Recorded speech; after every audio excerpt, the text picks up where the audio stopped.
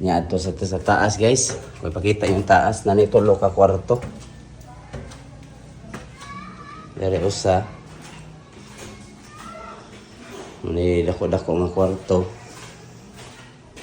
Ano siya kabinet no? Diha pwede na ito na diya butang aircon. Dari guys, ikaduha.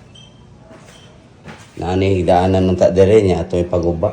Kaya ito mangi kuha ng double deck para sa kambal. Diha, tanga na itong aircon. Dire guys, pwede sa na ito butangan dire CR sa taas. Mula din na siya gamay nga teres.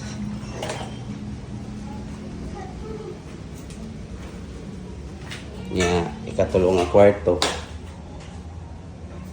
kang Kuya Mix.